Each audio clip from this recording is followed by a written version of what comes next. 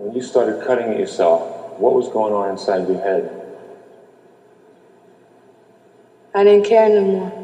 I didn't care about nobody no more. Are you going to stay alive or are you going to die? That's a tough question to answer because I don't know.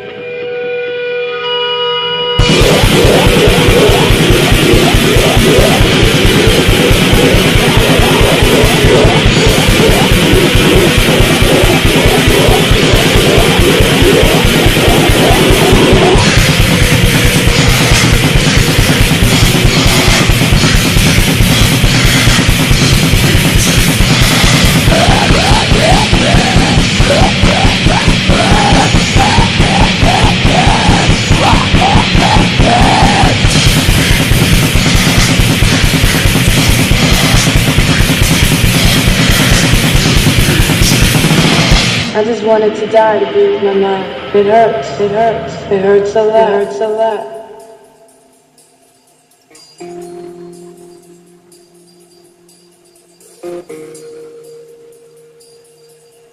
When I first got out, I loved to drive. I always did love as a kid to drive. I started driving when I was 10 or 12 years old, but I got a license when I was 15 up in Montana, and then I got locked up, and then here in California. And I got out, got a license, and I just started driving. And that was my main hobby, I'd say.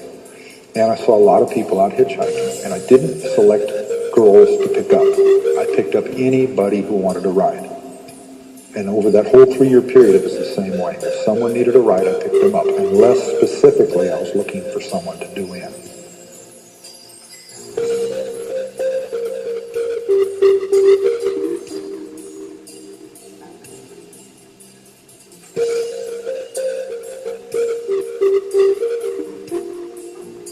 Why? My mother works at the university. My mother won't introduce me to any young ladies at the university because I'm like my father, and I don't deserve to know any of those young ladies. So here she is holding these old girls up there. It was too good for me. Very special. If anything, I was destroying icons.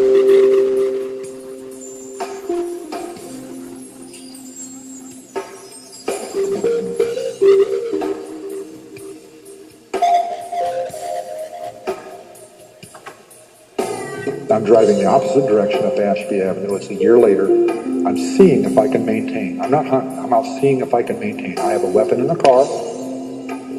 I have everything else fitting the situation. I'm seeing if I can maintain. If I can just let go of it and maintain and marry this young lady and go on. I go driving up there, and here's these 2 young ladies, 5'2". One's got blonde hair, one's got black hair. They're in granny dresses, and I'm having shit fits.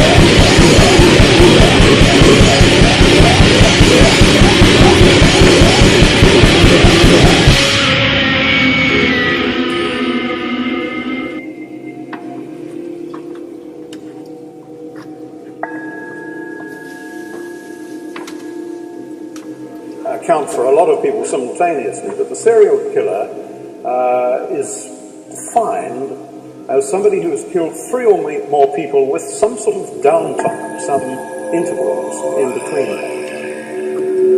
Now, they do share a number of common traits. They are very often loners or have a history of unstable relationships. They move house rather frequently, and one wonders if sometimes it's because they are moving away from the scene of a crime in order to distance themselves from it.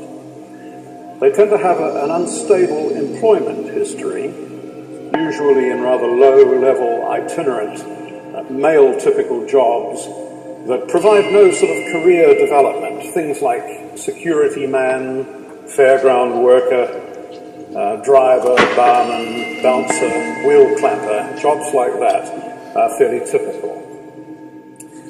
They're not usually mad, just psychopaths. They may have a background of child abuse, certainly have shown some sort of irresponsibility. They often have a spotty history of minor criminality, particularly things like burglary, trespass, and assault. And it goes without saying that they are self-serving, skilled liars.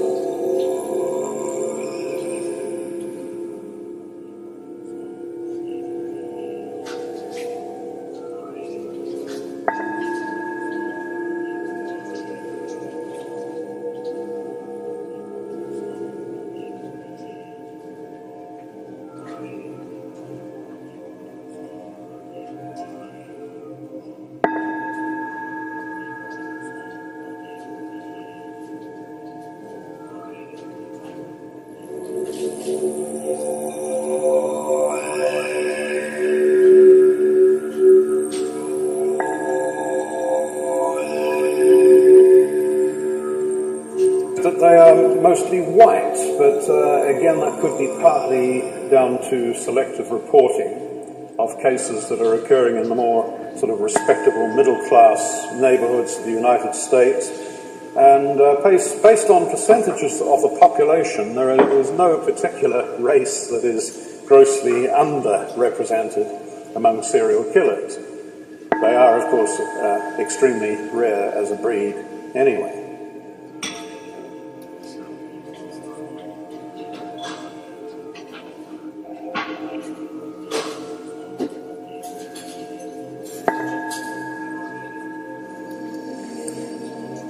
The motives of serial killers are frequently sexual and sadistic. They may include revenge, a feeling of impotence, either literal sexual impotence or just lacking a feeling of self-esteem and power. Sometimes they involve hatred for women. They kill strangers, very often strangers of a particular category, like prostitutes, and they do it with hands-on, intimate forms of killing, like beating, stabbing, strangulation, compared with spree killers who mostly use guns or explosives. They may take pleasure out of the cruelty inflicted on their victim, and that may be evidenced by overation. And they will see the killing as a job, doing things that just has to be done, what is necessary to actually kill their victim, stabbing them. And you would think that that would overlap quite a bit with the second category, the mission-oriented killers. Some will take compelled things like clothing, jewelry, undesirable group, very often the prostitutes. Although I have to say that perhaps it is very often a rationalization. Kill these prostitutes, save them coming back to visit their body on society. Although some of them will do that as well. Enjoy killing somebody anyway, and they happen to be a very vulnerable. Some of them take pride in their ability to lead the police a merry dance, and they like to read of their exploits in the murders. Those that are fantasy-driven, nickname come up there, and they may include, and of course ultimately they may need to get caught in order to take the credit for cannibalism. To what extent that happens deliberately or whether they realize that mutilation at some point in time. But it is the sexual gratification taken from one of their fantasies, which is the primary driver. Profilers distinguishing is the modus operandi and the kill from signature. They get excited by the pain may vary because they depend upon non-essential matters. They lose interest after the weapon victim is dead. And the fifth group